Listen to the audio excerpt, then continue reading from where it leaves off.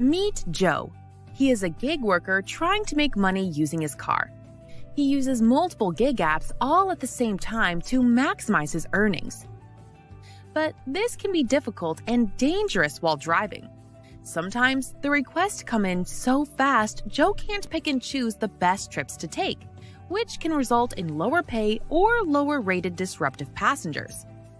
That was until Joe found Maximo, the automation app that helps gig workers accept and decline trip requests. Maximo will use the filters set by Joe, like time, distance, and rating, to determine which trips are best suited for Joe. When a trip request comes in, Joe doesn't need to worry. Maximo will compare the trip details to Joe's filters and then determine if it should automatically accept the trip, decline the trip, or allow Joe to decide by showing the per mile and per minute rates. When a trip has been accepted, Maximo will turn off the other apps that aren't on a trip. Once Joe finishes a trip, Maximo will turn everything back on.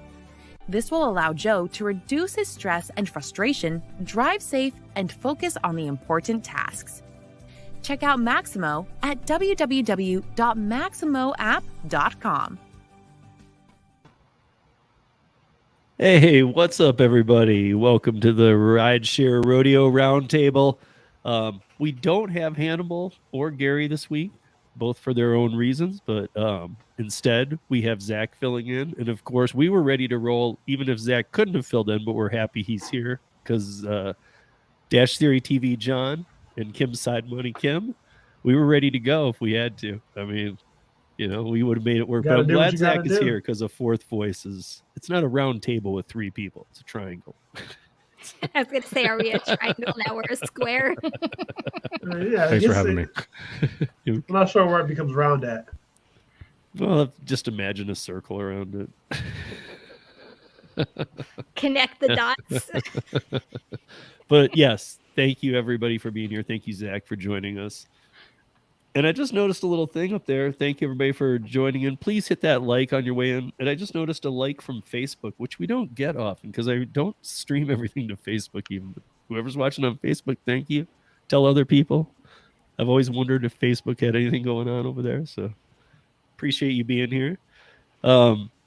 And I just wanted to shout out quickly to whoever's here so far. What's up, Thomas? Thank you for saying smash that like on the way in. What's up, Derek, Mr. DSN? Hey, what's up, Gary? I guess Gary could have been on. He's around. What's up, Chris Taylor? What's up, Zach? Hey. What's up, Gigan? Gigan says he's in Minnesota. What's up, my acquaintances? Like that. Very formal. Josh B, who's Joe? Yeah, we all wonder who Joe is. And if you don't know the story about Joe from Gary's videos promoting Gary's apps, Joe is Gary's alter ego. And that's no joke. He used to be Joe to a lot of people. And people thought Joe Middleton was actually the guy to go to. So Gary was almost hiding his name and keeping it private until we started making it public on social media. And then in the beginning, everybody asked. They said, "Who's Joe? Who's Joe?" And it finally came out. Gary so what? You guys like doxed him or something? I think he was like fine with it. He was like, "Yeah, there's me and there's Joe," and I'm like, "But Joe doesn't exist." He's like, "Right, yeah." But that's his Instagram though too. That's his Instagram. His Instagram is Joe. I know. Yeah. So I always think that's funny. I mean, usually the generic part of that, those animated intros, I would think Joe's a pretty just common way to go, but there is actually a little story there behind that. So there it is, guys. That's Joe. Gary is Joe. That is his. I don't know which one's the alter ego of who's the superhero of the two. I don't know. But I think Gary should answer that one. Yeah. Well, we'll leave it up to Gary. Gary, you have a week. Twist you is, can think it through till next week. His license says Anthony. What's up, Sassy? How are you? Good to see you in here. Hi, Bud Soda. You didn't get the hat trick on the deers. That's the only deer joke I'll do. We're in hockey season. I know you nipped two, but you didn't get a third. You didn't get the hat trick. And what's up, Rick? Rick is now living here in Colorado on the Western Slope. Looking forward to hooking up with him at some point. Hey, Red, how are you? 360 people for an official roundtable. No, I don't think so. 360 degrees. That's a lot. It's kind of complicated with 4 or 5. Imagine everybody talking at the same time with all those people. And there's the Nothing answer. would ever get done. No. It's his middle name. It's Gary Joe Middleton. Now you're really doxing him. But now I wonder if that's even true. I don't even know if that's true. I feel like he told me he had a different middle name. I don't know. But yeah, guys, we're going to talk about a few different things tonight. We'll get into some of the other stories, but I want to start off by something that really kind of shook me up today, or yesterday, I should say, because we saw signs of this happening. I want to talk about we won't drag it out, but I want to talk about Colorado Senate Bill SB 23-098, because like I had been saying, if that bill didn't have union ties behind it, which it didn't, but if it truly didn't have any trap doors, and if it didn't, my only concern about it was that would there be trap doors? And my biggest concern that I talked about 2 weeks ago with David on Para Presents was if there's no money funneling to any politicians, I am very weary of this bill passing, even though it's a bill that makes sense.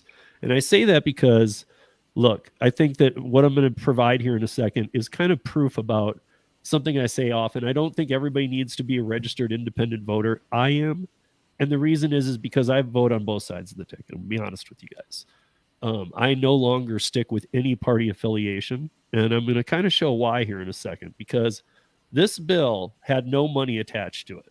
Every other bill, Connecticut, North Carolina, Minnesota, Pennsylvania, New Jersey, if anything happens, Massachusetts, they all have numbers. We're going to pay you this much active time, this per mile, and none of them work. We've gone through this. But the Colorado bill didn't have any numbers attached to it. It just said that drivers need to see everything up front, and that the customer needs to see on the receipt side everything broken down. So the customer needs to see processing, service, what they paid for in food, and what the driver got paid. I love that. So should be that way anyway. That's a good solution to all of this. And I've been fighting for transparency since day one. And I think that the fact that transparency was shot down is a big deal. And the only other thing that was in the bill, the only other thing was that if you're wrongfully deactivated, you had a right to challenge.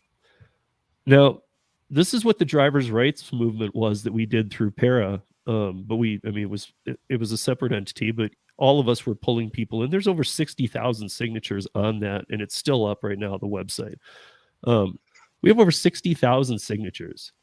And the Colorado House was going to put this on the floor and let it be passed through. And they did the count like they always do. We have the numbers, we have the votes. It's going to go through. It's going to get to the Senate.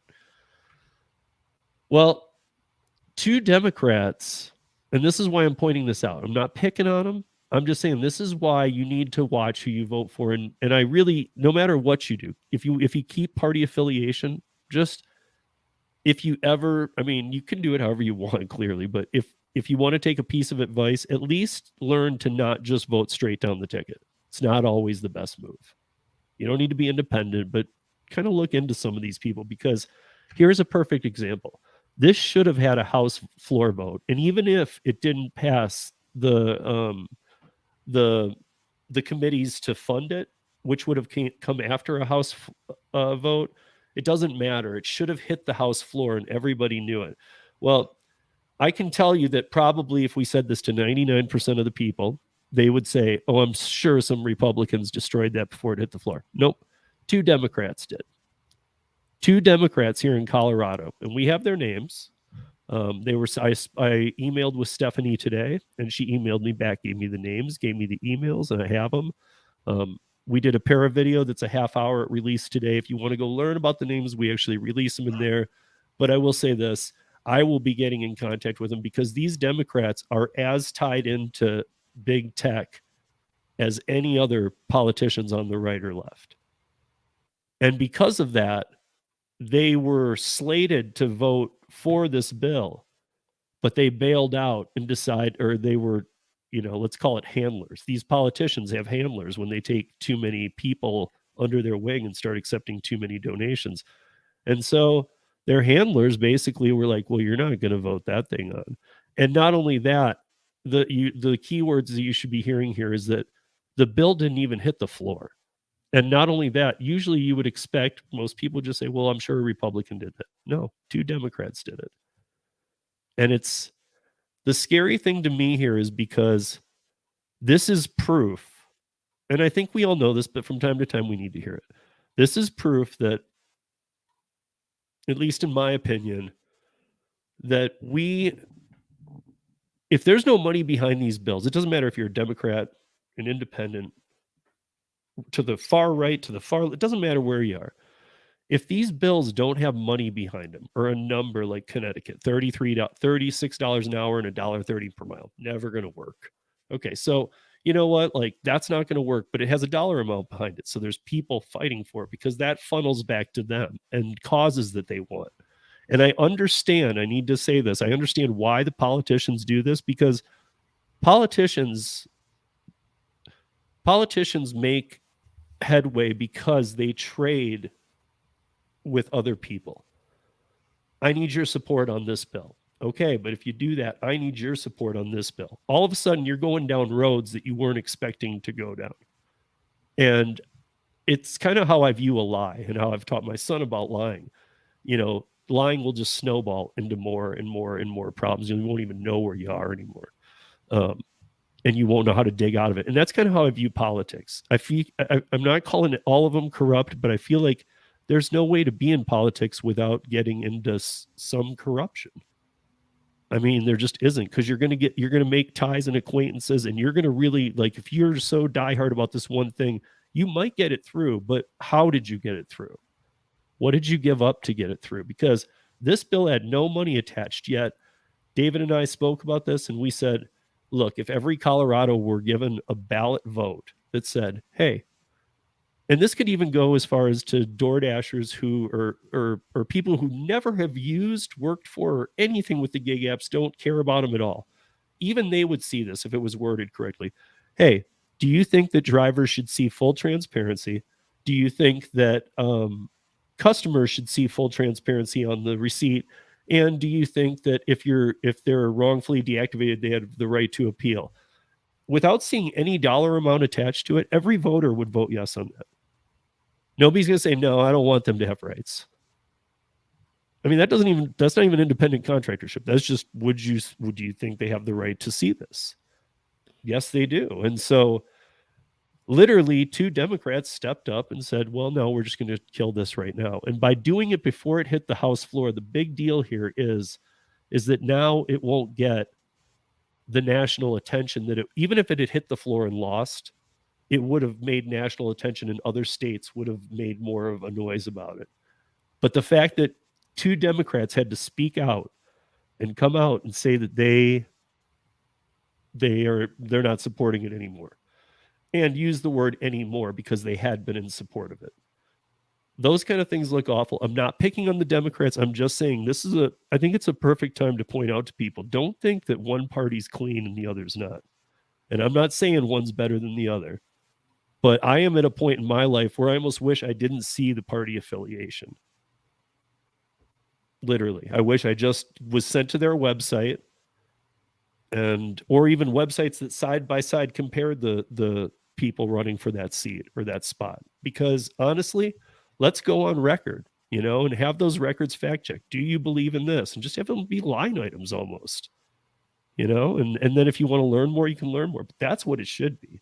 It shouldn't be you're Republican, you're Democrat, you're far left, you're in the middle. That doesn't matter. What matters is, are you going to follow through with your word? Do you have a track record of following through with your word? And does your word mean anything to all of us, the people? So to kind of sum this up, I am going to be very hard pushing, and I'm going to be using the drivers' rights movement because we have 60,000 plus signatures there. I'm going to be using that to actually facilitate a meeting, hopefully with one of these 2, if not both. Even Stephanie Vigil, who wrote the legislation, is like thinking that I actually might have a chance at grabbing a conversation with one of these people, because I'm not saying even, hey, I have a podcast and a bunch of people who are really into wanting this transparency. I can say that, but I also can add in there, and we have 60,000 nationwide signatures, of which I don't think it's 1/48th, but of which a decent amount are from Colorado. Wow. I mean, so like there's at least 2,000-3,000, and that's more than need be to go to an elected official for them to need to give you a meeting. Well, you're going to have to keep us updated, because it would be really interesting if you get a meeting with them. I mean, Stephanie must be so disappointed, because I know she was working hard, and this was like part of this was part of like her like getting in, and was working really hard to get something like this passed for your state, right? Yeah, So- and so I'm actually, what were you going to say? Yeah, Go ahead. other than the politicians being slimy, what I want to know is how much money DoorDash and Uber spent lobbying against this. I think that's the real point there too. Yeah.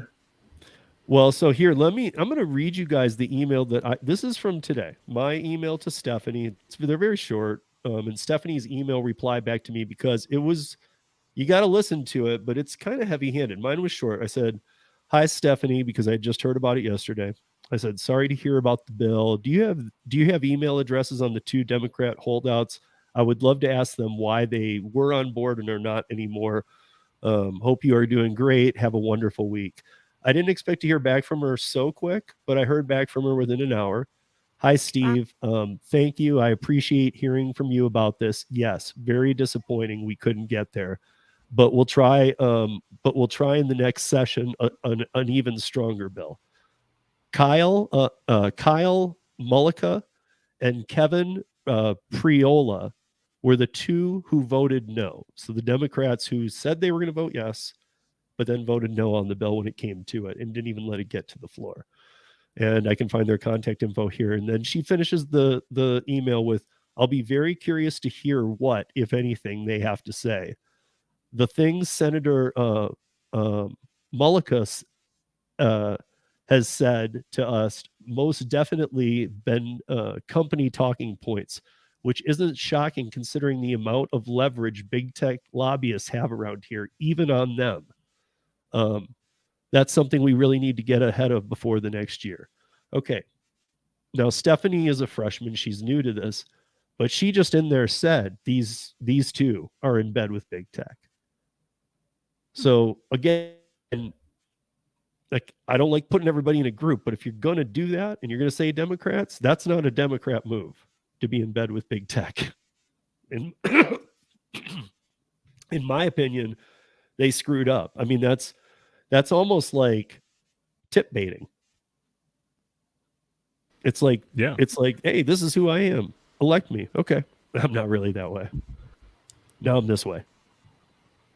I mean, this is why I think it's a bigger deal than we're all making of it. And before we move on, I'm just going to hit on this one other story real quick, because I just had this come up and I thought it was very strange. So it's called "Ensuring Your Independent Contractors Don't Deliver Wisconsin Unemployment Insurance Tax Liability." Doesn't sound like a fun article, but there's actually some good information in here. And it actually started just now. So a little background: Wisconsin statute uses a 9-factor test to determine if workers are employees or independent contractors regarding unemployment insurance tax liability. Every state's a little different. The company bears the burden to establish at least 6 of the 9 factors are met for individuals to be exempt, for the company to therefore avoid paying unemployment insurance tax on its independent contractors. In the recent, and this is very important, in the recent Amazon Logistics Inc. versus Labor and Industry Review Commission case, the Wisconsin Court of Appeals analyzed these 9 factors in detail. The company Amazon Logistics challenged the Department of Workforce Development and Labor and Industry Reviews Commission's determination that independent delivery drivers qualify as employees. Amazon Logistics coordinates product delivery via numerous pathways, including a smartphone application, Amazon Flex, used by individual drivers. The individual drivers download the app and apply to perform delivery services for the company. As part of the application, drivers sign off on the company's independent contractor terms of service. Individuals accepted to Amazon Flex program may then select blocks of time to make deliveries. During such delivery blocks, the drivers pick up packages from the warehouse, scan the packages into the app before loading them into their own vehicle, and then proceed to deliver the packages, indicating completion via the app. The app also provides a suggested delivery route. Individuals are paid when the delivery block is completed. Amazon Logistics contended that these delivery drivers were not employees and did not trigger unemployment insurance taxation. However, the court concluded that the company could only meet 5 of the 9 factors required to exempt the individuals, which meant they are considered employees for unemployment insurance taxation purposes. And that is starting today. So if you are an Amazon Flex driver in the state of Wisconsin, you are now entitled to employee benefits. Another state doing weird stuff. What's the trade-off though? What do you mean? That's like what's the trade-off? Like they're gonna force hours on you? Like you're gonna not be able to decline batches? Like what is the trade-off? There's always I think the point. I think it's like It's the point leading up to the fact of, well, when are you going to ask us to pay into unemployment insurance tax? And I think that's coming next. I think that's fair. That's why they go after more. So you think it's more like a tiptoe into the realm of W-2? Yeah. Okay. I mean, it's the same thing DC did. I think, wasn't it? John will remember too. Wasn't it Shipped in Amazon and maybe one other that was like a.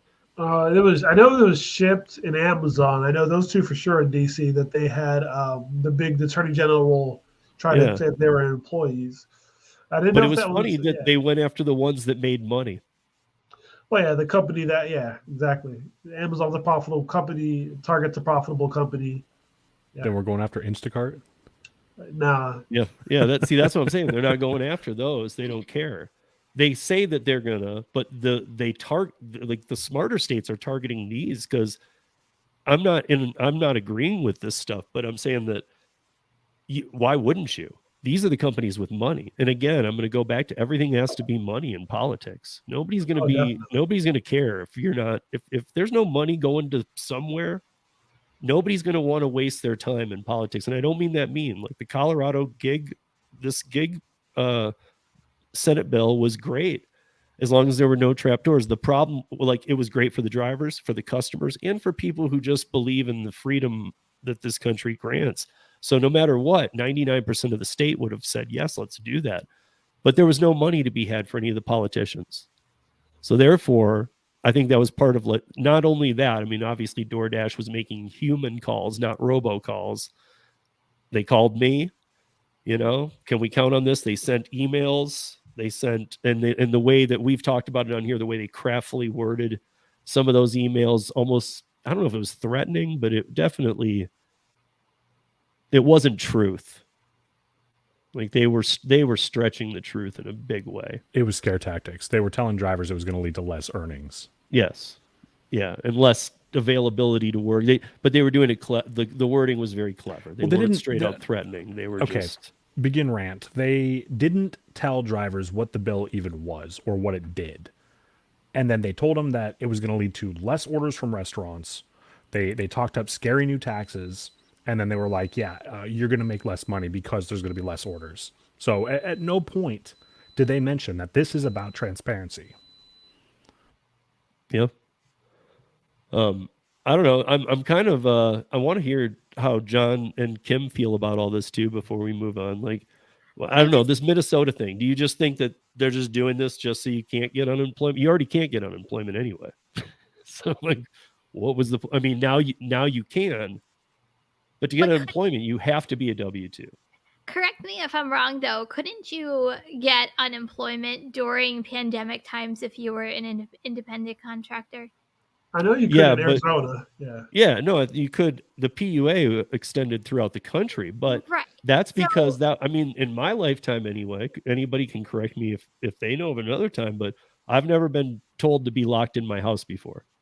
no. There were some circumstances there that the CARES Act had to take into account. One of which being there's a third at that time, a third of the workforce was freelance, traditional IC, gig workers, and gig workers were only the small percentage of the 59 million at that point. And 59 million is a third of our workforce. So, yeah, we're not supposed to get it, but you are also not supposed to tell us that we have to stay at home for 2 years and Right. wear masks and not do anything and social distance and not touch things. And I guess I my mean, point is that the funding has to come from somewhere.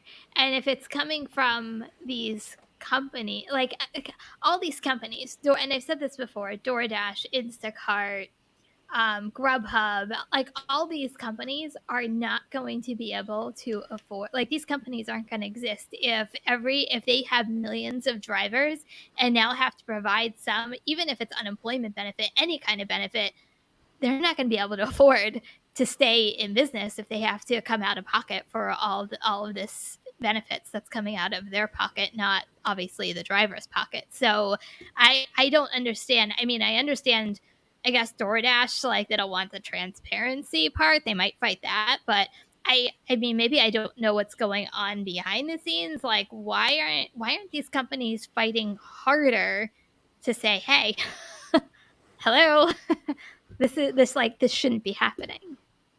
well, they are fighting pretty hard. I mean, this Are was a they? court Okay. case that they went back in there to the Amazon Logistics versus Labor and Industry Review Commission. That was already a ruling, and they challenged it, and then they Okay. got shot down again. They're going at this obviously pretty hard because I'll say this, I'll add to what you said, is that they couldn't afford to handle employee taxes from their end. But what are they going to pass and that's only half of them. Are they going to pass the W-2 taxes on to the driver? Because then they're going to have no drivers. And like you said, this is not a joke, you guys. The gig No. economy was not meant, it was never intended to, and I've talked to people all over this thing on all sides, but it was never meant to be anything but independent contractorship. And if it needed to be, it basically from day one, even when just Uber was around, it was like, we won't be around if it's not. That was the deal. It was like, we're going to do this. And here's my issue with all this is that why in the heck did we wait 2009 to 23? Why did we wait 14 years to decide we need to start having some rules and regulations about the gig economy? Yeah, I guess. Or 13 years. I mean, it's been, I mean, you could probably say 11 or 12 too, but it's really been winding up the last year or two. Well, I think the last year or two, the big thing is more so that once the pandemic happened, it put the gig economy on the forefront of things. And I don't think really the average person, the average politician was even interested in the gig economy until the pandemic came. And then kind of from that, there were people who didn't go back to traditional work. So then they're looking at the impact of the W-2 jobs and these corporations. So I think part of it is these politicians, part of it is these gig companies. But I also think in the background, there's also a little bit these bigger corporations that are trying to push people out of the gig economy and back into these traditional W-2 jobs, which is better for their bottom lines. Because right now, they're having a hard time hiring because people have that independence. And if you look at future generations, the younger Generation Z, a lot of them are going, out of high school into the gig economy jobs or into other independent professions that are in that traditional W-2 world. So I think that's even more to the puzzle than it appears at first glance. Yeah, I mean, to be honest, look, for Amazon to be this skittish about this is a big deal. I mean, when we talk about, and I know it's a big deal if Uber were to leave a state too. But for Amazon to leave a state would be I don't know what the logistics would look like, because obviously they would still deliver. But I mean, maybe Wisconsin would no longer be accessible to Prime. Maybe your deliveries would come old school format. Hey, it's gonna be 4 to 7 business days. You see all this exclusion be Alaska, Hawaii, and Wisconsin. Yeah. I mean, it would, and then more states if they started. Look, other states are watching every one of these moves that other states are doing. That's why we Lower really needed 47. Colorado to get looked at. But this is ridiculous. They passed. They have 9 up there for the test of independent contractorship, and Amazon passed 5. I would imagine Amazon did a better job than Uber, Lyft, DoorDash, any of those will do. So it's also setting a precedent if they want to throw a tarp over them too. I said, and this is completely like non-gig related. I'm even thinking about like even my own state's economy and even like by where I live, because Netflix just bought a whole huge lot, but like literally a mile away from where I currently live, and everything is independent contract work with actors, actresses, all the stage people, and that's like a good chunk of some economy coming to New Jersey, and it would completely affect the way that it's operated just based off of a lot of these corporations even coming into other states, not just Netflix, but Amazon's always building. It affects the economy. If Amazon is going to pull out, that's going to affect the state economy. Oh yeah. Well, I think also one thing interesting is I think the other delivery companies, the UPS, FedEx, DHL, they're going to have a big lot thrown on their backs because Amazon does so much every day. So there's definitely a domino effect there. Oh, 100%. Yeah, 100%. I know Sergio Sergio, you said you just got home. I'm guessing you're just jumping on.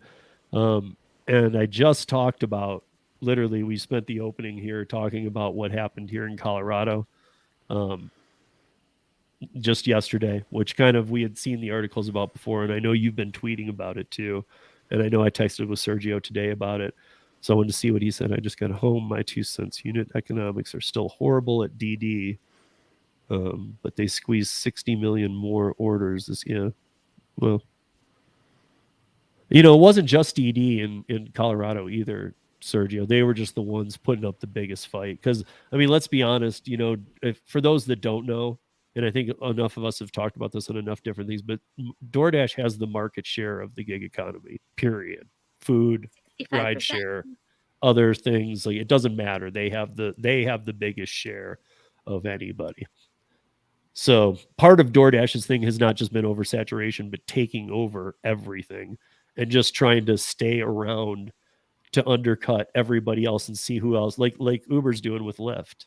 Will Lyft make it out of this calendar year? I don't know. Can you put up the last comment from Gigan Zeta? Yeah. Starting this week with Flex, seeing pay rates plummet, not across the board, but I'm seeing offers that were $22 to $24 now, $15, $50, and $18. Yep. The other thing too, Gigan, because is that you're in Minnesota, you're going to see some hard hits too. Like, that won't be the end of it. And I'm not trying to be mean or dark and doom and gloom or anything, but you're going to see some other things too, because they have a tax that is coming into Minnesota and North Carolina that the rideshare drivers were supposed to be hit with, but now they're hitting the delivery drivers with it too. They want you to pay road tax, like the TLC does, like Taxi and Limousine does. They want you to pay to fix the roads in your state, and that will come out of the driver's end, not the company. So the drivers will have a fee to pay for road upkeep. So that's going to be another thing that you guys aren't going to like either. So now let's talk about that. You're going 22, 24 now to 15.50 to up to 18, but you're also going to pay, let's keep it easy. Let's say $1 out of every one of those. You're going to pay $1 to the roads in your state. And to me, this just is where it all starts snowballing. This is where we start seeing problems. This is why I said, look, none of us want regulation, but clearly some is needed. Is it the federal level or the state level? Not really sure. I'm kind of more for the state level because I think the federal level's either going way too far overboard, or they're just going to let all these gig companies off completely and set a bad precedent. I think it has to be, if anything, at the state level. The federal level, every state is different. I'll put it that way. What's needed in California isn't needed in Ohio, and vice versa. What's needed in Ohio ain't gonna last in New York. So right, and we have 26 right to work states. And in those states, you're allowed to choose whether you want to be in a union or not. So in those states, I'm all for it because have your union. I would just opt out. I mean, you want to be in a union? That's fine. I can work alongside you. I'll take more money because here's the thing. Here's the difference in a right to work state in case people aren't aware. What does it actually mean if I opt out of the union? What it means is if they go on strike, you don't strike. You'd probably be called a scab, and you can either stay there and keep working for the pay that you were hired in at, or you can just quit and leave. But you're not paying union dues, and B, you're not having to do what the union says. You can make your own decisions. You can say, I'll just quit. Like if they say, we're going to drop all your pay in half, and everybody goes strike, you would probably say, quit. Like that's where I'm at. I would rather quit a company than try and hold them over the coals for things they don't want to do. Because if it comes to that, they're just going to take it out on you in other ways. Let's be honest. They're not going to go, you know what, let's just give up and give these guys everything they want. That's not how corporations work. And so I'm all for the right to work states, but then look at Michigan. Michigan abolished the right to work just in time to adopt the federal policies. I mean, and that's not often done. That's, will other states do this? I don't know. But it's all such a mess right now that any little pieces like this are bigger than we think because Amazon is huge. I think like with DC, like John and I were talking about with the Shipt and Amazon, that was a precedent that they really wanted to set. Like, we're going to go after the two companies that make money, and then all the rest of you guys better follow suit. They didn't bother with the others because they're like, you don't even have any money. I mean, yeah, if there's going to be somebody that, that's going to have something to lose, that's going to be scared, it's going to be Target, because Target, even though they have Shipt, they have a lot more to lose, everything outside of Shipt. So, yeah. I mean, it totally makes sense to me too. I'm not saying, let me see. Sergio's told me I'm wrong. That's not true. Steve, Uber is okay. Well, yeah, I mean, I guess I'll give you that, Sergio. I mean, like money wise and what they do with governments and other things. Okay, maybe in a very wide picture, but I'm just talking about amount of dashers, like Uber Eats and Uber drivers as compared to dashers. There's 3 million dashers in this country, or more. It's, but I mean, it's ridiculous. So I mean, like, yes, your statement might be true on the fact of like if you were to break down the company. First of all, I question if you break down the companies, what's their value at all anyway? Really?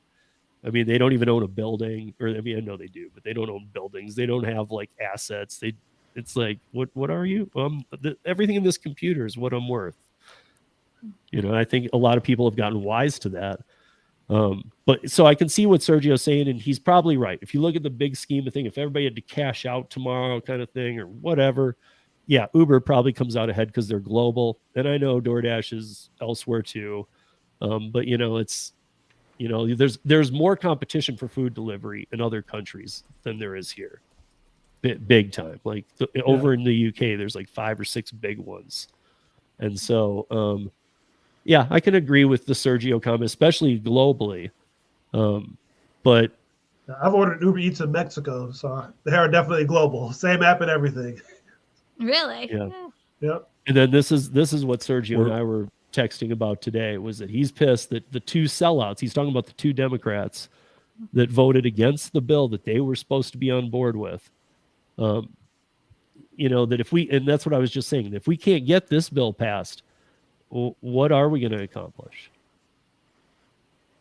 And again, it didn't even come on the House floor where it was voted. And okay, that makes sense. I see how it was voted on. It was 2 Democrats that threw this in the trash. So, and I'm not saying Democrat's the way to vote or Republican is the way to vote. Again, it's not what I'm saying. I'm an independent voter. I vote on the candidate, but I'm saying that if this, I'm right there with Sergio. If this can't pass, it worries me what can. But yeah, that's where we're at with this one. I don't think I have anything more to say on states today. There is more stuff going on, but I don't want to just literally sit here and be depressing. I'll save some for tomorrow. You still got some in the tank, huh? Karaoke. So Steve brings his violin on. But I had pulled up an article, and I know Kim pulled up a different one, but they hit on the same topic. I'm going to let Kim run with this because it's still not a pleasant story, but it's something that we need to talk about. It's not.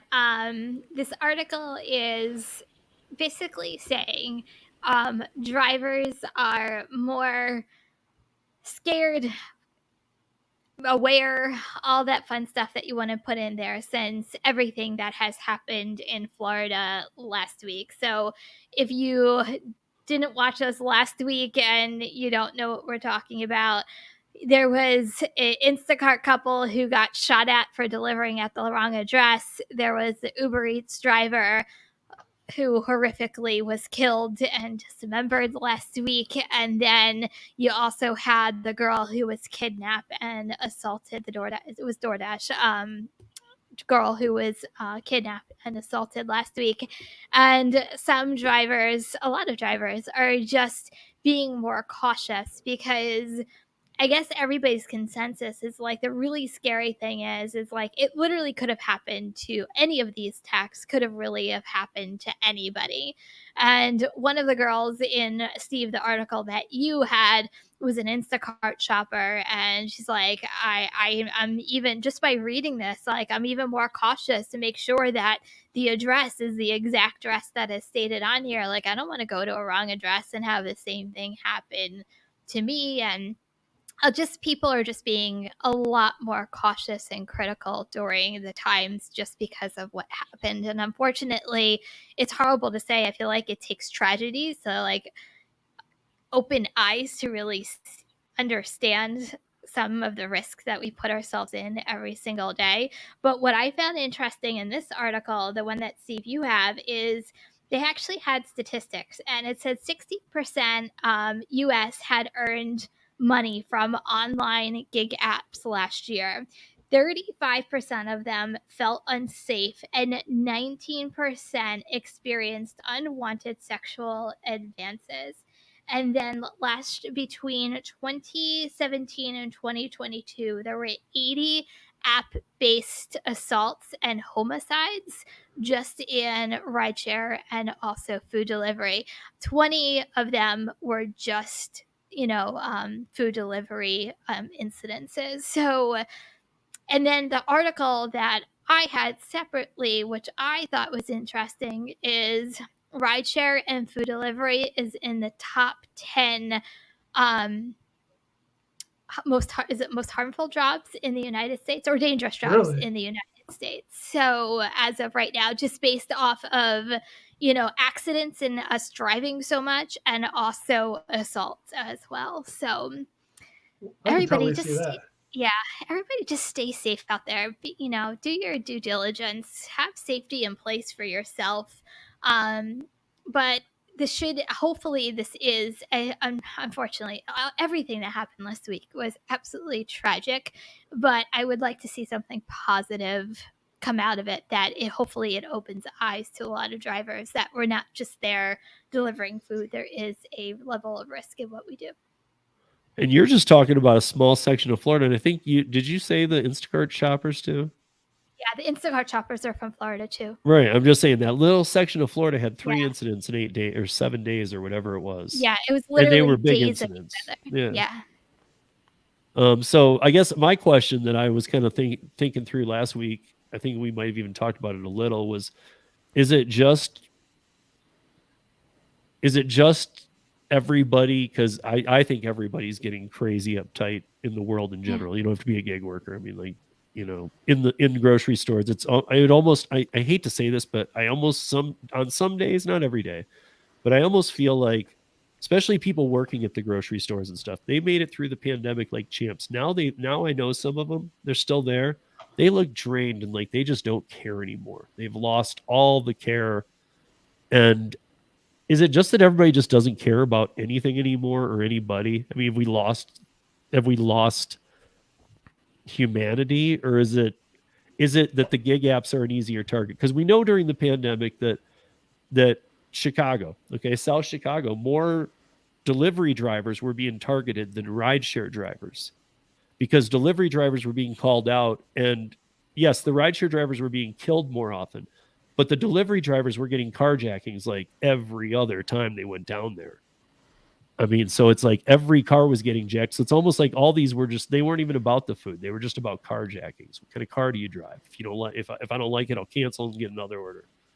I think it's two parts, at least in my opinion. I think people are coming unhinged. I think desperation sometimes has a lot to do, and I'm not excusing anybody's behavior, but I think people become desperate and people do desperate things during desperate times.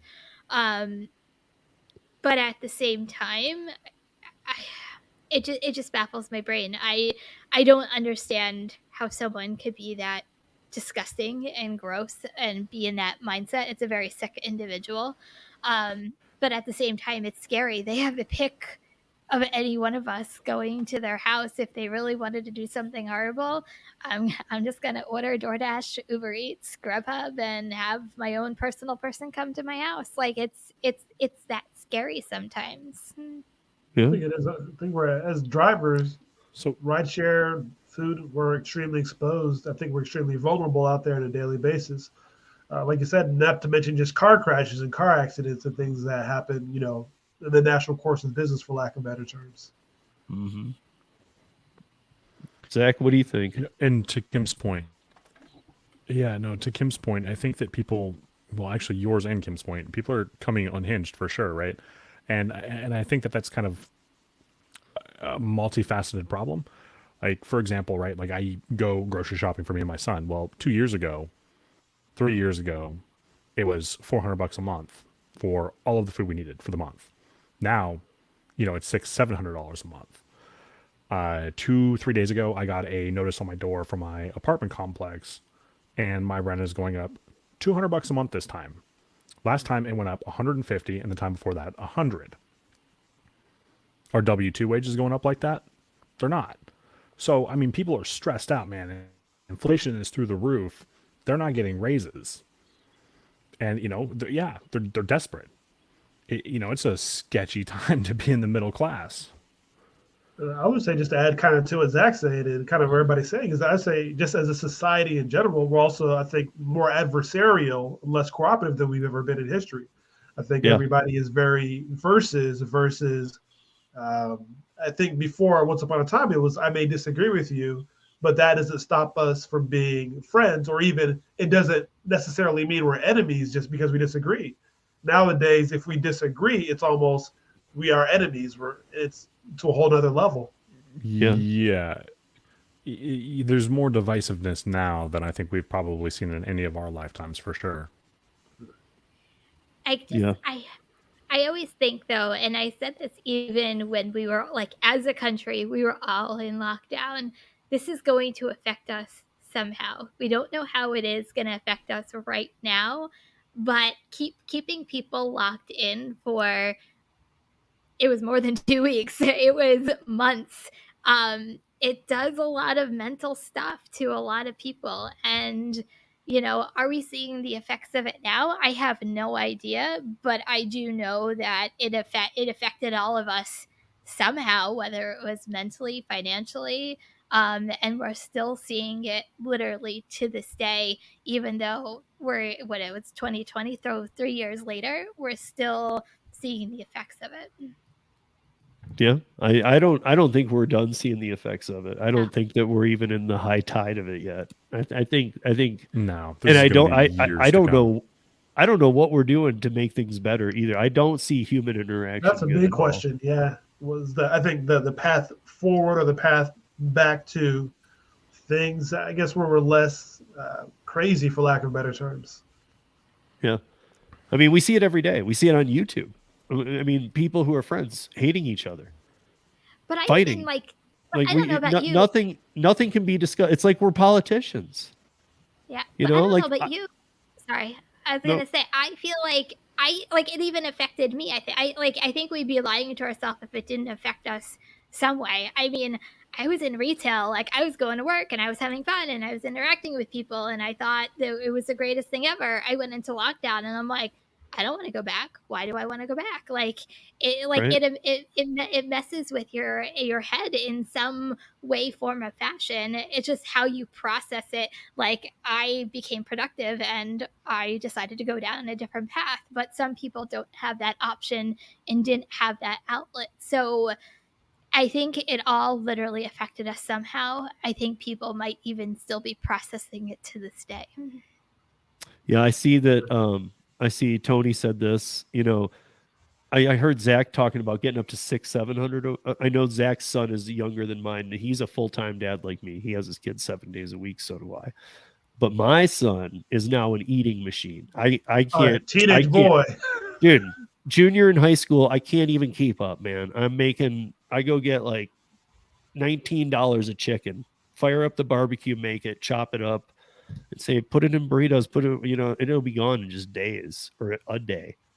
It's like a garbage disposal. I'm just wasting money right down this hole. It's just going right down a hole. I am really lucky that my daughter is like 6 and we can still share like a cheeseburger meal at McDonald's together. Yeah, see those are the fun. Those are the fun years. I know. I'm still at that good age. But also, like you said, you have a daughter too, and that's one of the. I mean, there's perks and disadvantages to having a boy or a girl.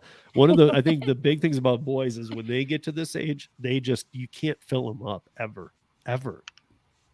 Especially if you any type of athletic activity and metabolism, and yeah. Is he still lifeguarding? Yeah. Swimming, that burns a lot of calories. Yeah, being in the pool. Oh yeah. Yeah. Well, yeah, he comes home so hungry. I mean, like I'll make steaks, okay, and I'll make like if I get a 3-pack of nice steaks, right? Because we always get them when they're on sale. I barbecue here a lot, so I'll make the 3 steaks. He eats 2, I eat 1. He usually finishes the 2, and I save about a third of mine because I'm like, he's not going to be full. And I have to say, I'm like, Max, you still hungry? And he's like, no. And I'm like, you wouldn't eat this? He's like, I would, but I want to take it from you. So I give it to him, man. He needs it more than me, but it's crazy. I mean, like, so when Tony's talking about that kind of bill, that's like my bill's $300 a week now. And Tony has like 17 kids. With an 18th on the way. So I mean, like, that's, I know a lot of Tony's kids are younger too. So I mean, like, that's a different budget. But when you get up there, especially with the boys, it's crazy.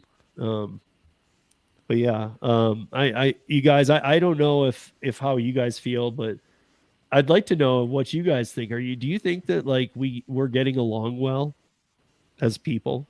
No, I don't. I think we're still in the mindset of we're isolated. Like I don't think we've ever gone back. Like I don't know whether we ever will go back to the days that were so interactive with each other and we have that human. Like I think we're missing that human connection. I mean, I guess we're all lucky because we have our own families and stuff like that. But when you're in the gig at work and you're doing what you're doing, do you really, besides restaurant employees and maybe saying hi to a customer, when was the last time like you actually had a full-fledged conversation besides us? Right.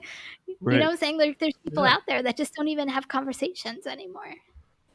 Yeah. That's true. I mean, that's the one thing about the W2 world, the old water cooler chat or the water cooler moments. Or even just the after work happy hour on a Friday night. That was just that opportunity to interact and meet people, cross paths with people from different places. Even people transferred in and out of an office, going to a different location, for lack of better terms. Like, this guy came from Ohio or this guy from Chicago. Just not happening as much. And and not to put the fear of God into everybody. Hopefully we have already, so it's not. But not to put the fear of God into everybody, but to be honest, it's pretty scary to read all these articles also that say that we're going to be in a recession here shortly. Because what are we in now? Yeah, it's a good question. I mean, I think that if you look at history, every time there's a recession, people prolong it for a long time. They don't admit that we're in it till we're pretty deep. But I'm thinking we're pretty deep. Like, what are you guys going to say? We're in it. Like, they're saying by the end of summer, expect a major recession. Well, what is this? This isn't a day at the beach for me, man. Well, I think they're calling it nowadays. They're saying it's just they're not calling it a recession. They're just saying things aren't growing anymore. It's like, what? Isn't that the definition of a recession? Well, no, that's the old definition. I hope so, Derek. And I would actually, I'm with you on that. I think that I choose to believe we'll heal at some point too. I just wonder when that point is. Yeah. And how much more damage will we do during that point? Because people are taking advantage of it. And I'm not going to get into all the woke stuff and stuff, because I know some people believe in that fully. Some people believe in it partially. I'm not the biggest fan. Clearly, if you're not from that generation, it's probably not for you. It's hard to do that. So I'm trying to view it from like the perspective of my son, and would he be into that? But even him and his friends don't seem to be. They understand it and they're not into it. Like, I don't know. I really don't see people that. I don't know where all this is coming from. I don't know why we are making everything seem so easy when really it's going to be extremely difficult for this generation of kids to get out there and do stuff. Yeah, I will say, and I'm going to get cheesy for half a second. We all like cheesy every once in a while. I think having shows like this one and having a YouTube outlet is like our version of our coworkers, is our version of having a lunchroom and talking about what we do on a daily basis. Like, I truly think that you guys are you guys are my family. So having us have like this interaction, I think this is like our human connection and our human interaction. And even people in the chat, they get to come and talk with other gig workers. I think, as much as there's negativity behind social media, I think things like this are actually positive because it does give people that human connection and interaction. Okay, that's my cheesiness right now. No, I agree with you wholeheartedly, Kim, because you think about gig work, and I think you guys have kind of all said this, Zach's face is distracting. But the outside of these type of interactions, if you don't have a community that you've built or a community that you're a part of, gig work is generally, like you said, you're only talking to maybe a customer that's a repeat customer occasionally, even if they say, hand it to me, and people at the store. I mean, one of the things that to me brightens my day every day, or at least the days that I spark, is that there's this one lady that's at the checks the receipts. Every day I walk in, she says, hey, good morning. Hey, how's it going? Are you guys busy today? It's just those little things, even though she's not a coworker, like you said, it feels like it's kind of a community that's built. Yeah, and those things bad stand out. Maybe that's one of the nice parts. It stands out now, and it never used to stand out. You expected it from people. Now you're like, what the hell? You just say hi to me?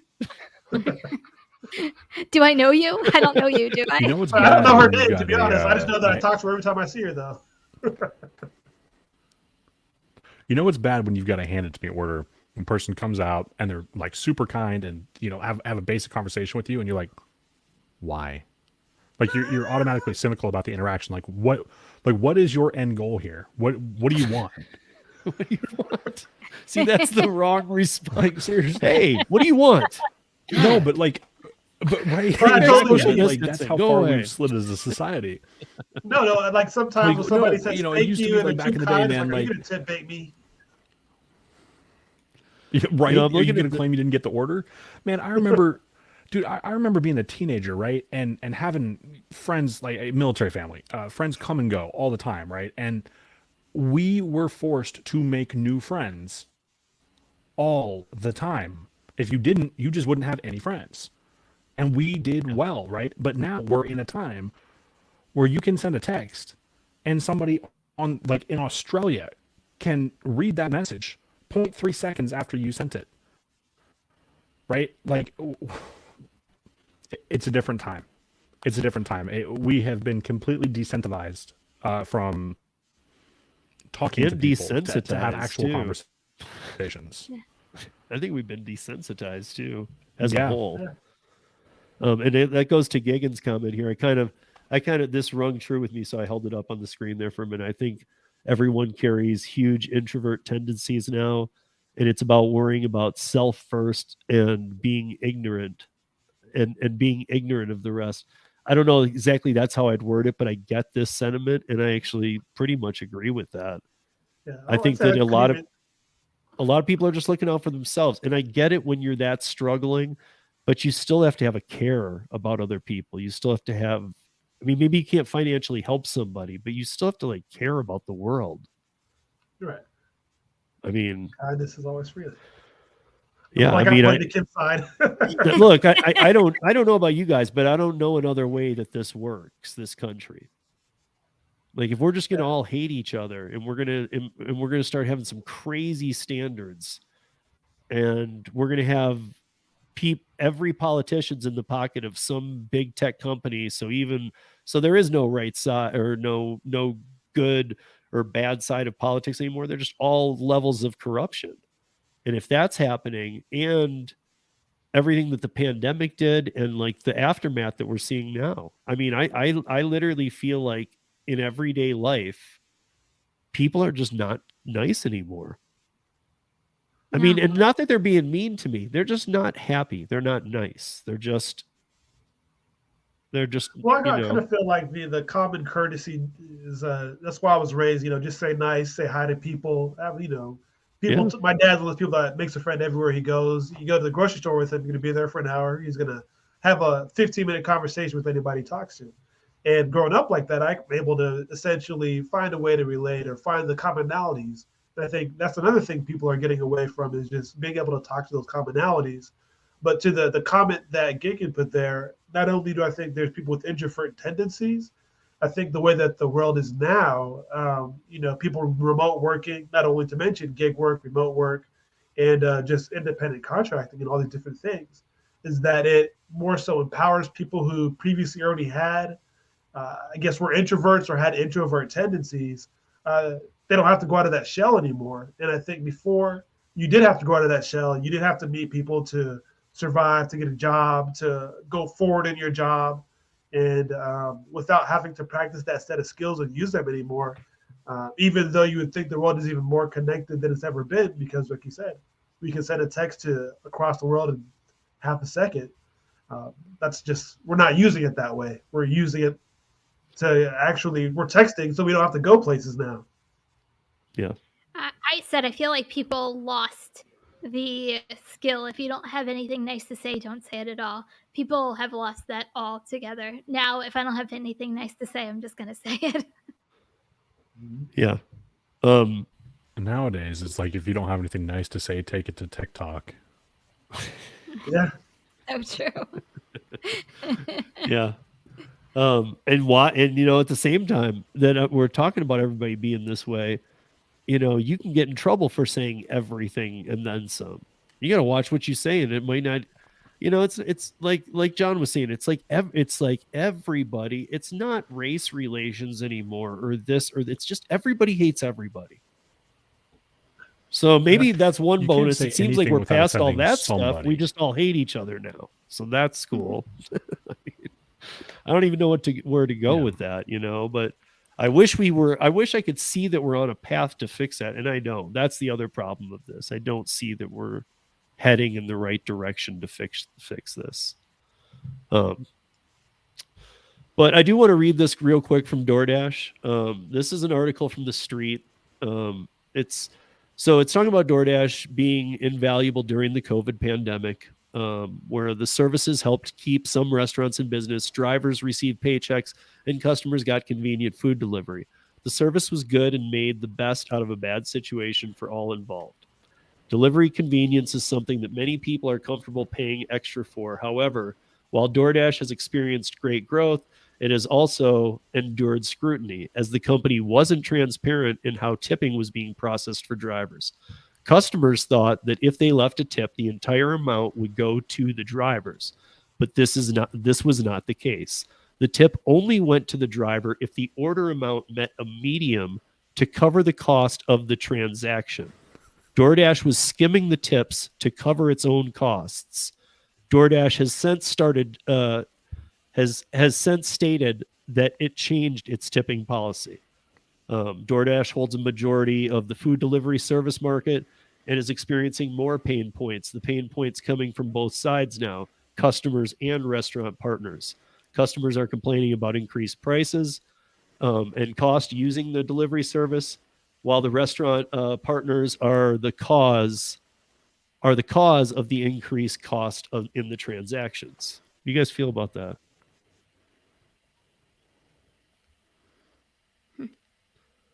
It's an interesting thought.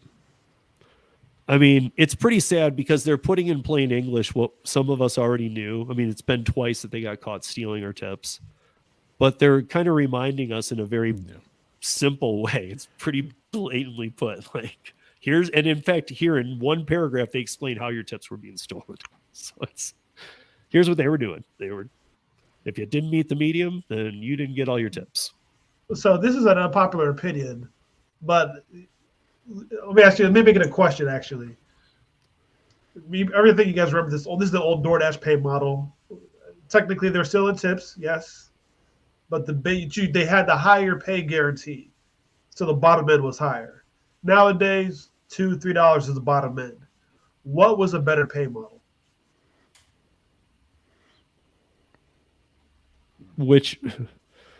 Wait, what are my choices on the better pay? Did they ever have a good one? Those are your choices. Get your tip stolen or $2 base pay. I don't like either. Well, one comes with a minimum $5 pay. The other one comes with, who knows? I guess there's more upside if you see all your tips potentially. But you're still going to be hidden regardless. So now you just don't know how much tips you are. Hidden tips versus stolen tips. I get what you're saying, but like I think part of the problem is we've become so desensitized to this kind of shit that like no offense to you, John, but like this shouldn't even need to be a conversation in that drivers have, right? It should just be, hey, we think that our drivers deserve to know exactly what they're going to get paid. So, I mean, I can stomach a low base pay if I know that the amount that I see is exactly the amount I'm going to get paid. Like that's just my perspective on it. Kim, what's your opinion? Yeah, I mean, I kind of agree. It's but I'm 100% transparency or nothing. It's interesting. I get what John's saying too, but I've always said, what John's saying. You though. show it's an me interesting everything conversation up front, because,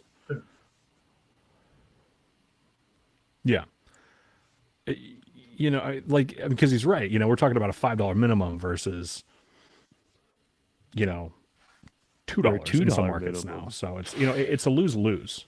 There are they bunch of markets just lowered.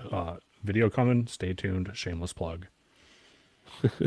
I mean, I'll say this. Look, we've fought since day one for this. So like, transparency is what it's all about.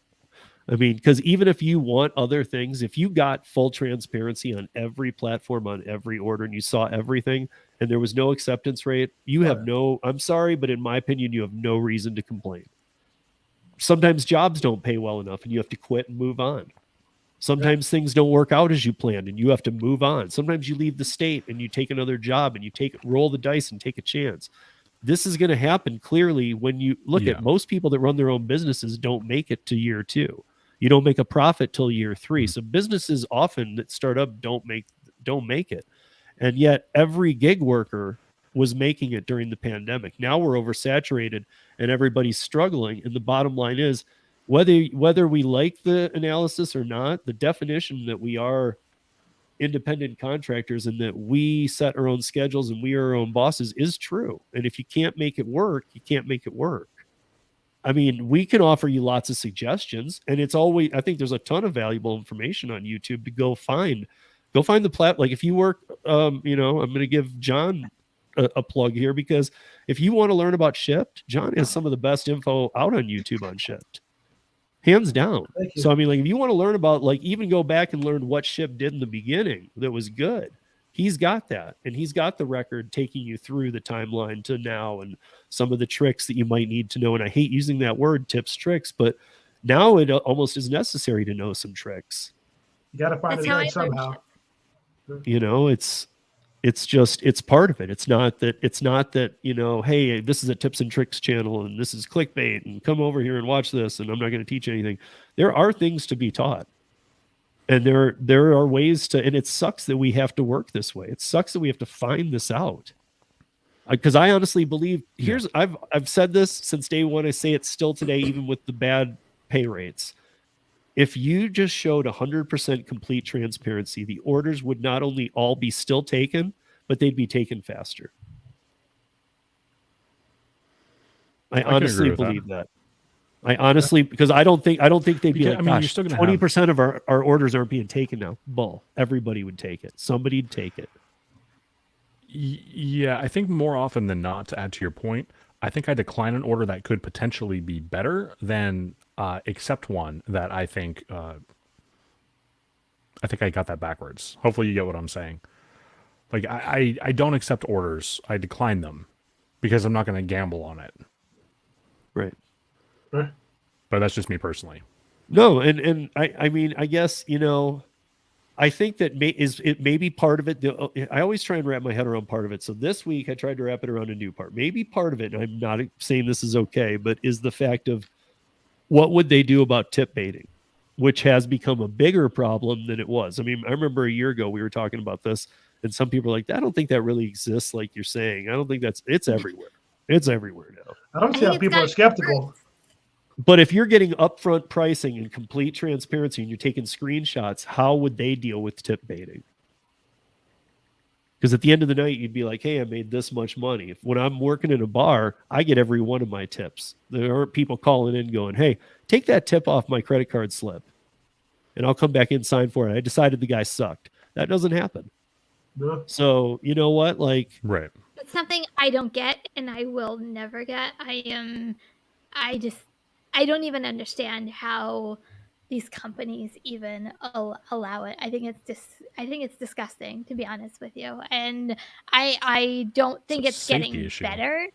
I think it's getting worse. You saw it here and there, but especially during pandemic times. But I think it's literally getting worse instead of better. And I think the whole customers also reporting stuff missing. I'm like, wow, I thought we were past this. And it happens still all the time. And I'm like, really? We didn't get past this yet? It's still happening. And it's to me, it's just disgusting that companies are allowing it to happen.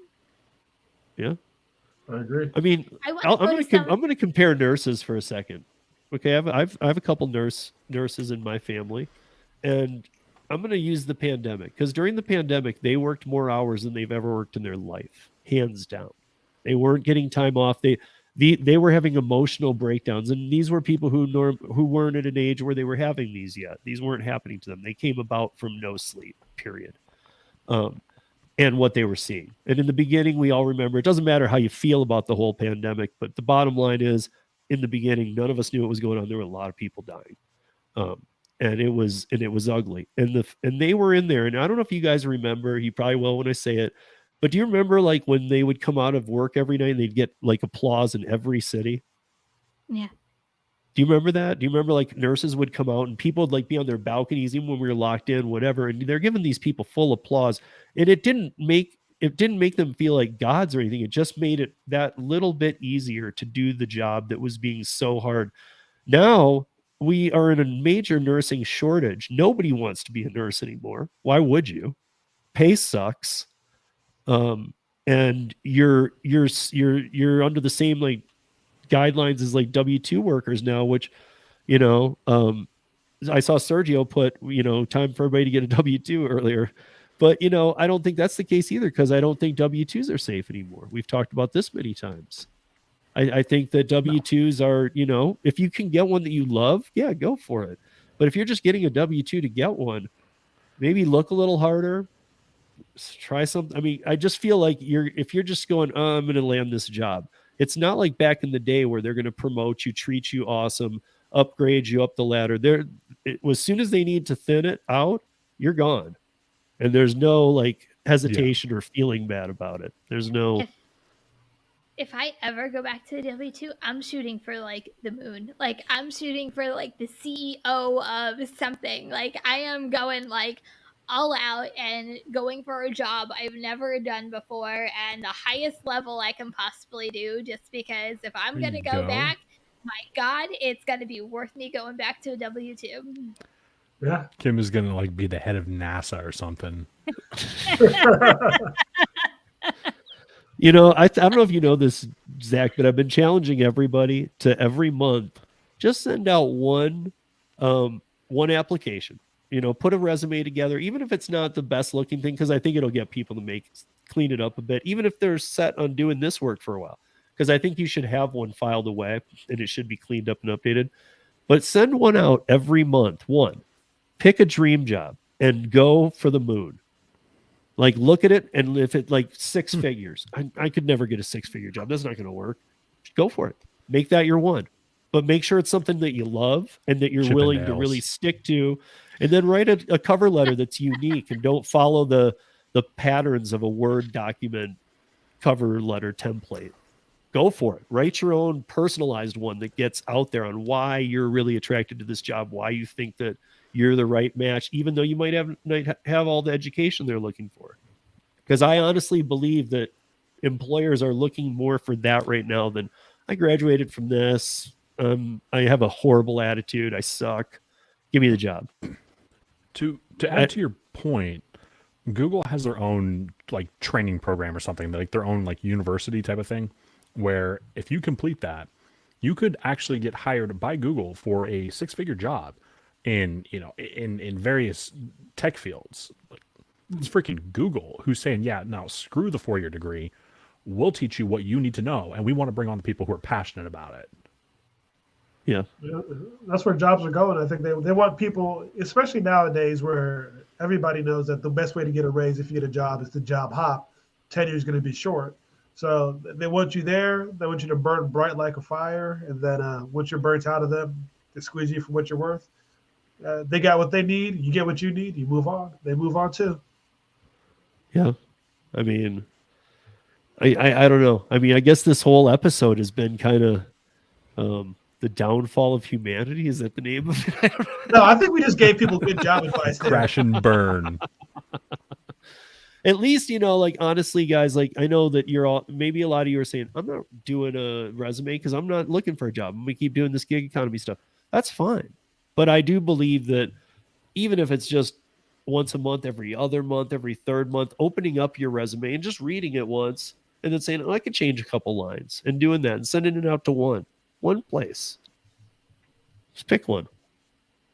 And I mean, use your words. Get clever. You got to get clever these days. Get clever and be like, passing me up would be the worst move you've ever made. So I'll take it a step further with the job description. You find that dream job. Dear potential employer. And then you make it match. Like, oh, I'm telling you, I said when the Netflix if you don't hire me, you're a dick. Watch out. Yeah, I mean, working for Netflix next but week. make it your voice. Watch out, people! I'm going for Netflix. Yeah, but I mean, honestly, make it your voice because I think these people Dr. are sick Pepper. of looking at the same old generic cover letters. Like, oh, he went to this and he did this and he had a job once before the pandemic. Great, let's hire him. That's the guy who's going to go first. This reminds me of that. This reminds me of that show, that movie, Legally Blonde. Did you ever see that? And that like video essay she did, like in the hot tub, because she was trying to like stand out, and boy did she. Just put like the wildest shit. We're not saying you need to be Reese Witherspoon in a hot tub, but it doesn't hurt. If you could get Reese Witherspoon in a hot tub to do this for you, that'd be sweet. Probably get the job. That guy has influence. But I mean, honestly, this is how I feel. If there's a dream job out there, go for it. Even if if you're so sure, but there's no way I'd get it. I believe that before the pandemic, that is true. I believe that without the right schooling and everything that necessarily didn't even make the difference, I believe that was 100% true. I don't believe that's true anymore. I believe employers are willing to look past, and I believe employers even know, look, we don't have 10, 30, 40 start a job with us, end their career with us type people anymore. People are bouncing from 6 to 8 to 10 W-2s in a lifetime. So to hold on to them for however long you can, people are looking for fun, outside the box type people to work with, something to make it clever, fun, and hopefully not have to fire them. It's because, I mean, these bosses don't get a choice either. So I guess when I say the W-2 isn't as strong, I just mean, like, unless it's totally for you. I mean, I get needing money, and if the gig economy isn't working, you have to take a W-2. That's fine, but keep looking for a job, because at some point, this faucet of being able to get jobs you might not be qualified for, it will go away. Oh yeah, take it for now and get those things on your resume, especially if you don't think that you're a lifetime gig economy or independent contractor. So I have a couple other stories that I'm going to push to tomorrow, but let's end with two funny ones, just because it's been a night. So I'm going to do one, and then Kim has one too that she's going to do.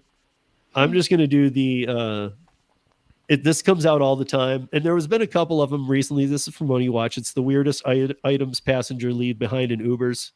And I found this kind of funny. I always think that they're funny, but not all of the items are all the time, but some of these are pretty funny. So the most unusual items reported missing: a Danny DeVito Christmas ornament. People also left behind animals, toy poodle, hamsters, 2 turtles, a rat. But then here's some of the things that were left by more than one person: a fog machine, an ankle monitor, a unicycle, pregnancy test, 16 ounces of fake blood, remote controlled vibrator, which is disgusting if you're doing rideshare, because what was going on back there? I'm like, what were they there? Star Wars style lightsabers, which it's May the 4th be with you. It's the 4th. 2 fingernails, fake tooth, a single Gucci loafer. They were drunk and walk out with that. 16 ounces of fake blood. Okay. Well, what? Oh, that was fake blood.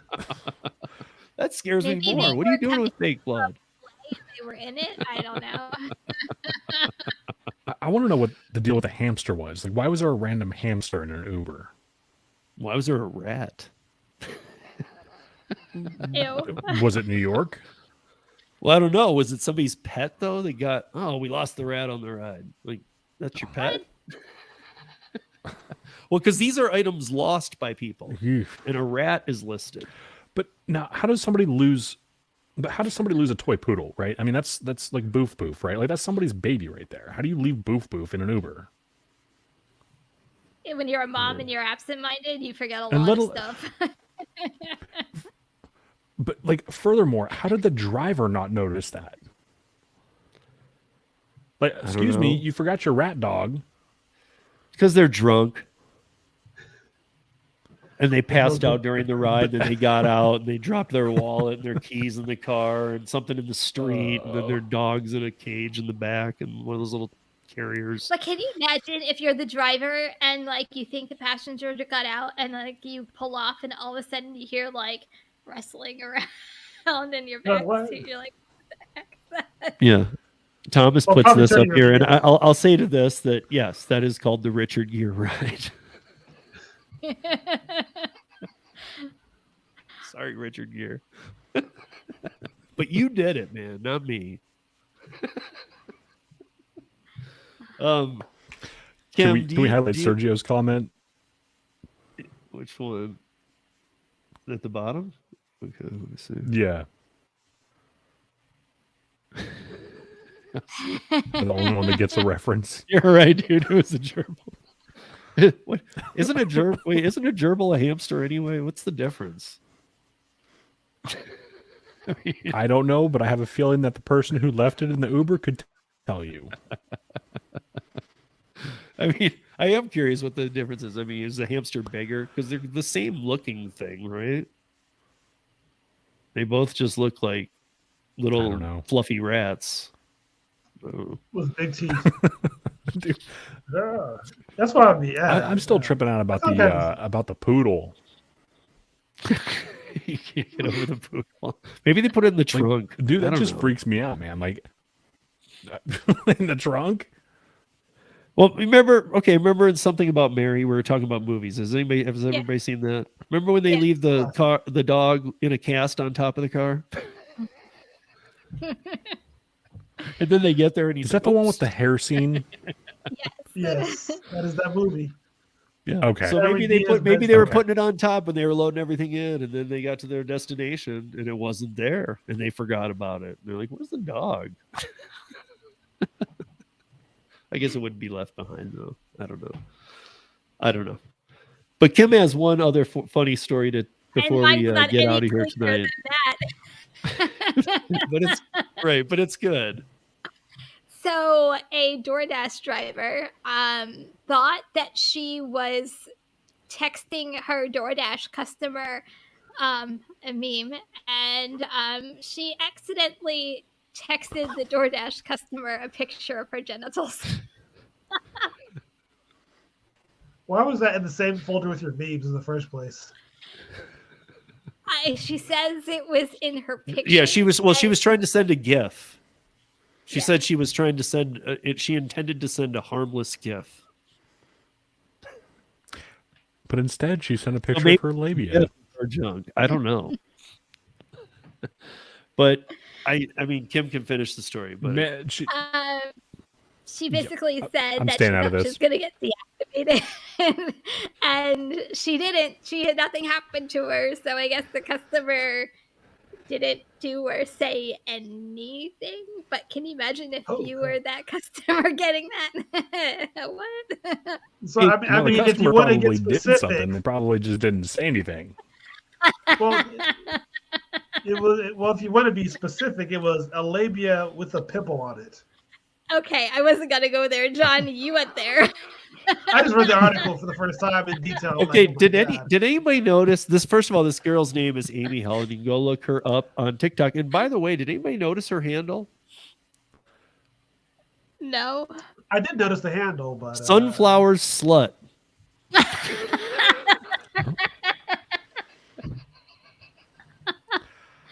Well, then there you have it. If you want to go find her, she's Sunflower Slut on TikTok.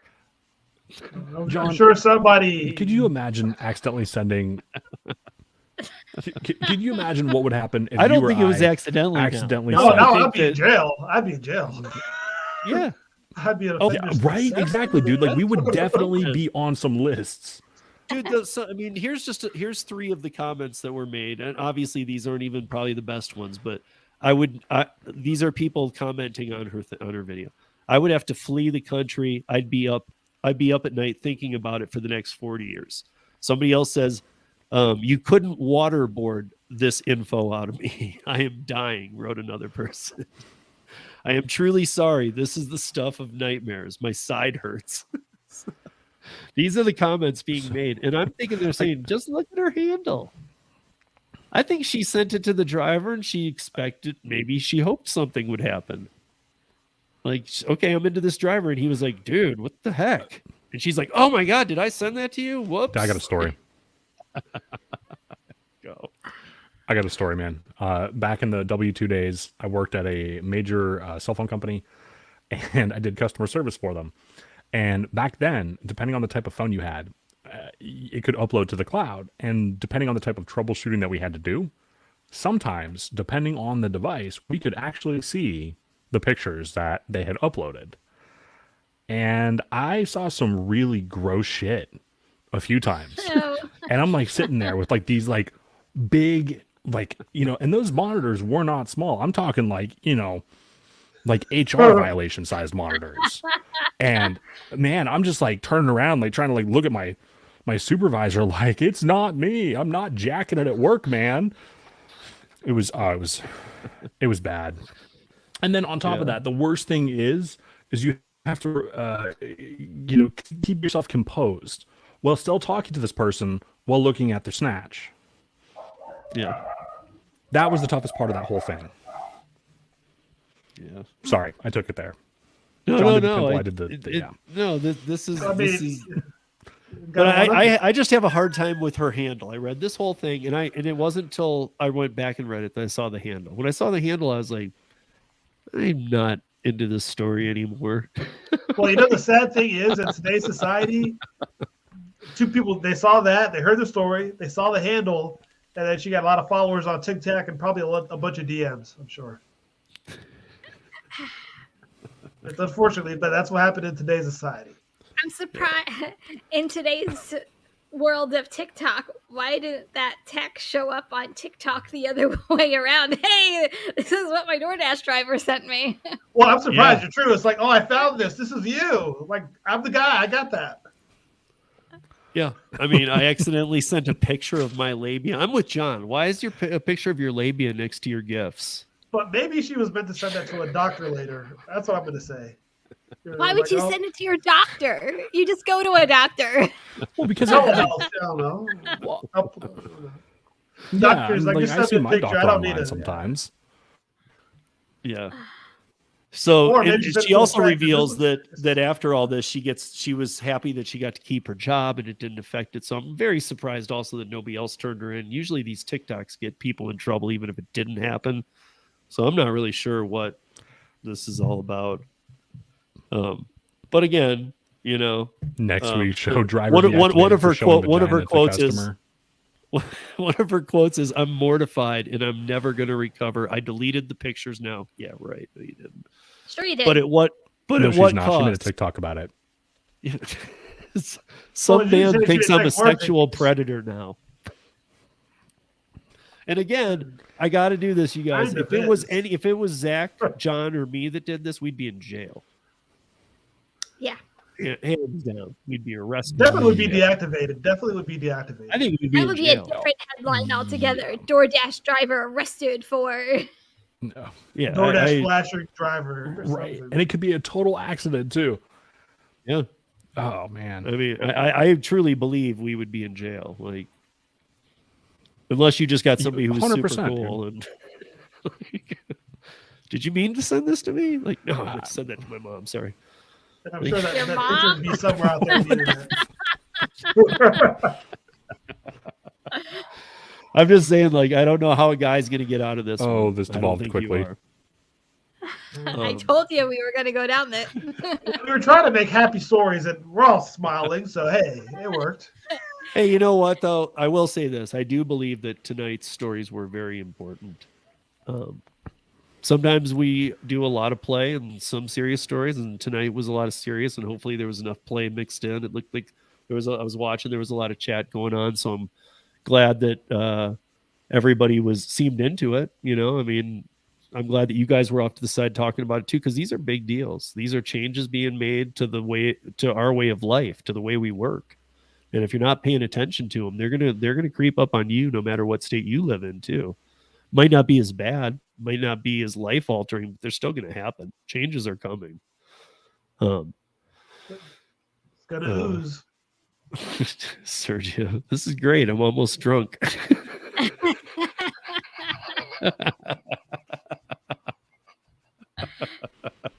So he was projecting. He Sergio, was just accusing me don't of drinking beer on Text stream. somebody the wrong picture. So before we get out of here, though, Kim, what do you got going on this week, next week? What's coming up? Oh my goodness, there's so much going on.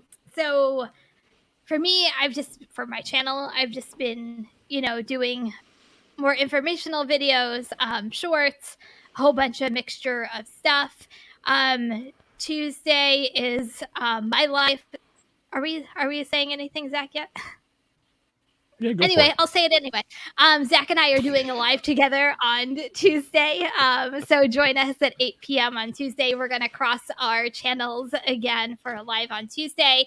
Wednesday, we are with the Rideshare guy, Zach and I, from Money Hungry. And Steve will be with us on Wednesday. So he will be our first guest. So I'm so super excited. So definitely check us out next Wednesday at 8 p.m.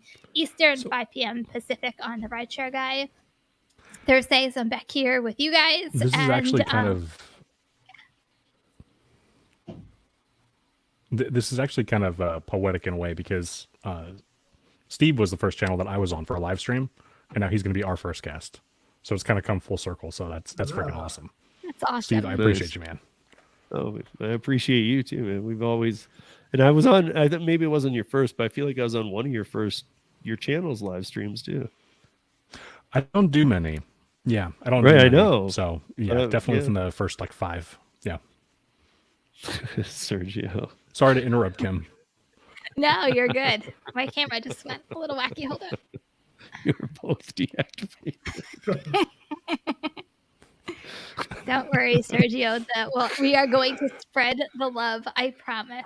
They're just practicing on me, bro. So it's all good.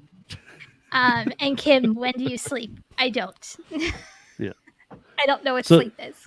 Zach, what about you? I know you kind of hinted at it a couple times, so I know you got something coming. Yeah, so I've been working on a video for about a month at this point, and part of that's procrastination. Part of it's actually making sure that the information I'm putting out there is correct. So I've been slowly getting that together and editing part of it, filming part of it. It's just kind of in pieces right now, and I'm slowly working on putting it all together. On top of that, like I said, like Kim said, excuse me, I've got the live with her on Tuesday at 8 p.m. Eastern. Wednesday. And then Wednesday we do Money Hungry on RSG. Tuesday and then Wednesday is the live stream for RSG. So we've got that going on.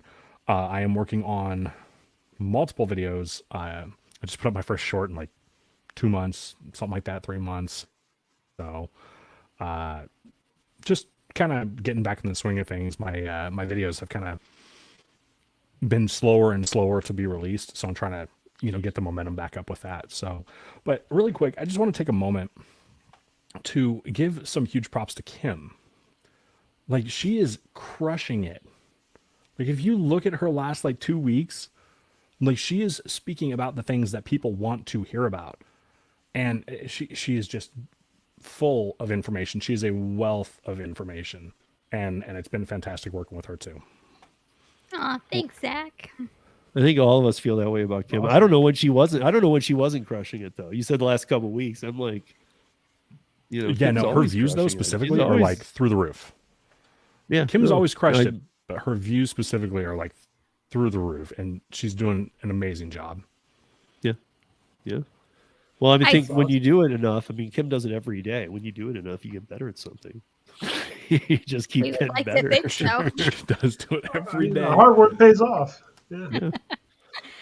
I think we've said this a couple different times, but the hardest working woman in gig business. Yeah, and for those of you that haven't heard it, I've said it many times, but I call her the James Brown of the gig realm, just because I think she is. I think that other than minus the going to jail and all that stuff. It wouldn't be a good show if we didn't go there. Huh? No jail, but I appreciate all of you, and Zach and I are just having a blast doing this new show together, and it's always fun connecting with all of you guys and everything that we do. And I took a chance, and I completely changed the direction of my channel this year, and I said it's either going to succeed or fail miserably. I was hoping for the success part of it, but you never know what you're going to get when you change course and change direction, and that's exactly what I did these past couple of months, and keep changing with the times, and I just appreciate every single one of you guys. Yeah, I think all of us can say it. I think all of us. I appreciate everybody here on the panel. I appreciate everybody here in this chat. I think the Thursday night chat is one of the best groups of people. Even the new people that pop in always seem to have a fun time. I know they get overwhelmed because, as Gary says, Steve gives everybody a handle. It's like Texas and a gun. If you buy something, you get a gun. If you come here, you get a handle. You get a wrench. As long as I know that you're good people, you're not gonna maliciously use it. I like people to be able to share information, and you can't do it without a wrench. They need to have different levels of things, because I would let everybody have the level that allowed you to share, and that's a big thing to me. But John, what do you got going on? Man, just more Spark content. I just did my going from 40% to basically 100% acceptance rate. And then, so got some videos breaking all that down. I know I gave a lot of information out of the series, but going to boil it down to the meat and cheese of the matter. And so I got that coming up, and there's some other videos. I got some more tips. I got a couple shorts probably coming out, helping out people shop and deliver orders. More content to help the people, but specifically Spark content. That's the bread and butter right now. I was gonna say that's what your last few videos. By the way, if you haven't seen John's last few videos, go check them out because they're really good ones on Spark. Not that again we were talking about his good ones on Ship, but the last couple were really good ones on Spark too. Yeah. So again, it's one of those things where you keep doing it, you keep getting better. John's proof of that too. I mean, John's crushing it with Spark, literally crushing it. Yeah. Thank you. I think whenever John puts in the time for videos, I think his videos come out amazing. So I'm telling you, when I went on to Shipped, the first thing I did is I watched everything John did on Shipped. So I was like prepared for my very first day and wealth of information. Yeah. Thank you. I appreciate that. I try to give people information your reels on Instagram, John. Really? When I'm going through my editing, I'm like, oh, this is Yeah, I mean, and John's channel's grown too. I know a lot of channels my feed. I'm always like, ooh, have slowed a little bit in growth. Even some of the good channels that I really like, but I've seen John's over 3,000 now, and I was trying to put up something I didn't get to say it out loud, but congrats to Zach too because he went over 10. Well, I mean, let's be honest, man. Zach's been crushing it. You know, I crush it in an underground way where people got to really get a taste for me before they can decide to fully bite in. Yeah. You know, well, no, I mean, I talk about if you catch me at the wrong time, you might catch me at a heated moment and go, what the hell is this guy talking about? You know, but I mean, I think that, you know, I think some people also don't want to hear what's really going on. I do believe that. But then I get the one thing I do feel like I get is people who do follow this channel end up communicating with me in really crazy ways, like long emails. Like I don't know if you guys get that as much, but I really have a very intimate relationship with almost all the people watching the channel. And the audio podcast as well. You know, it's 3 years now. Yeah. I just did the 3-year anniversary a couple weeks ago, and that's a whole different ball game. But I think that's what people, I think that's what I love about you is you're not just YouTube. Like you have your own website. You have your own podcast that has been successful before YouTube, and you're bringing like everything and everybody together, and it gives us all a voice. We're the water cooler. We sit around, we chat, we hang out, we have a good time, and you brought all that together. And all these people help bring all that together in the whole community. Steve is the guy that you reach out to if you need to get to know somebody or want to have a conversation with somebody else. Steve, through his connections and his network, knows everybody. So if there was ever somebody that like I needed to, like, hey, I want to talk to the whoever CEO or, this content creator, right? Like Steve is the person that you talk to. And that's because of his network. Thanks, Zach. Sergio's coming.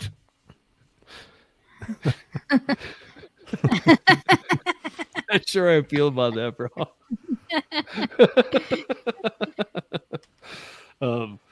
But yeah, I mean, I appreciate that. I do. I think that everybody on this panel, and even when Gary and Hannibal are here too, but like tonight even, I think everybody we bring on this panel all offers a wealth of knowledge, and it's not like we're all completely aligned and work in the same app. We somehow come together and bring a wealth of knowledge, I think, that covers a whole span of things that even opens up our eyes to other things, and then we do pieces on them. I might hear something that Kim says, and I'm like, wait, I need to look into that. And I jump down a rabbit hole, and I'm looking for more. So I don't know. This Thursday night thing, and again, the people who come into it every week are just you guys have just all been amazing, and it's really kind of shown me that YouTube can be a clean and fun place too. It doesn't have to be get nasty sometimes but I mean, in here, it really, for a night show that goes on a Thursday night weekly, I think we've got it pretty dialed. I mean, everybody in here, and there's a lot of different voices in here, but they all seem to keep it under control. I don't know. Yeah, that's how I feel anyway. I feel like they're all. It's a respectful crowd. Yeah, and even if it's not, they come in here respectfully. Like they're just like, I don't want to be an ass in front of everybody. Yeah, respectfully.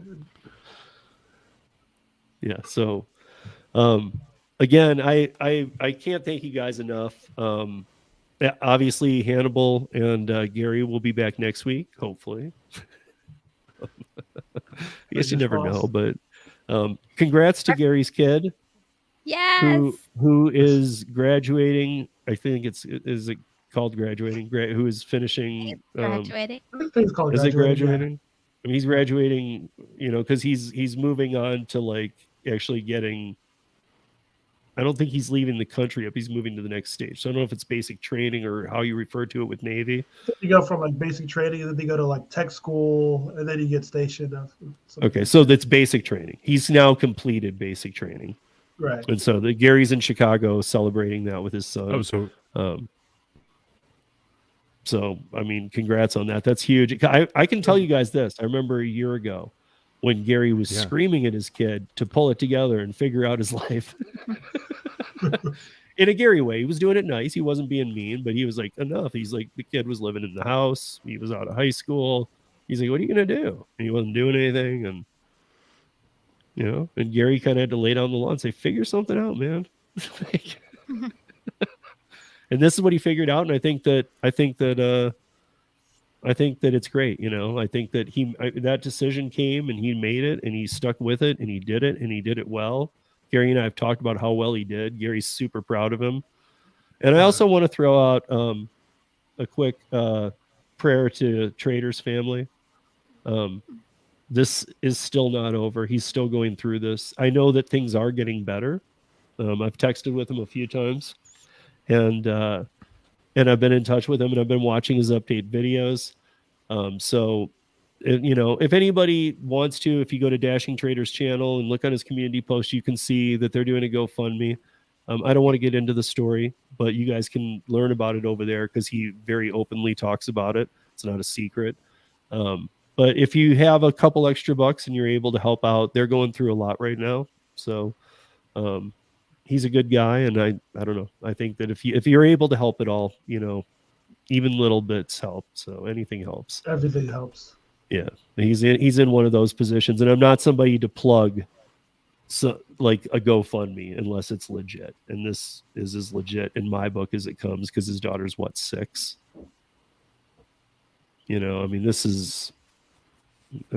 This shouldn't happen to anybody. No parent should have to go through this. But he seems to be holding it together, and I'm glad his daughter's doing better. But that said, everybody, I want to thank. I was gonna say, like I always do, the amazing panel, but 2 of them are gone. So I want to thank Kim and John, and I want to thank our guest Zach. I don't want to thank the whole panel. No, just kidding. I'll thank Gary and Hannibal too, of course. And I want to thank all of you for joining us tonight. And I want to say, be safe and earn smart, you guys, and be safe. That's my sign off for the audio podcast. What's up, UDM? How you doing, man? Showing up at the last minute. Hey, Hey, what up, UDM? Yeah, it's good to see you, UDM. But I want to say to everybody that the be safe part of safe and earn smart, I think that's the most important right now. Because like Kim was talking about earlier, there is things going on in the delivery space that we only used to equate to the rideshare space. And now it seems even more prevalent in the delivery space. So, I even used to think this only happens in rideshare. This wouldn't happen in delivery. And now it's happening in delivery a lot. These aren't like stories that happen every month. These are happening weekly. That's scary. Yeah. So it's getting crazy out there. I don't just think it's the gig economy. I just think that's an easy target for people. And like we were talking about tonight, I think that a lot of people are just not themselves anymore, and we need to all figure out a way to get back to that. So that said, you guys have a great night, and again, be safe, earn smart. Peace, y'all. Have a good night, and we'll see you back here next week. Take care.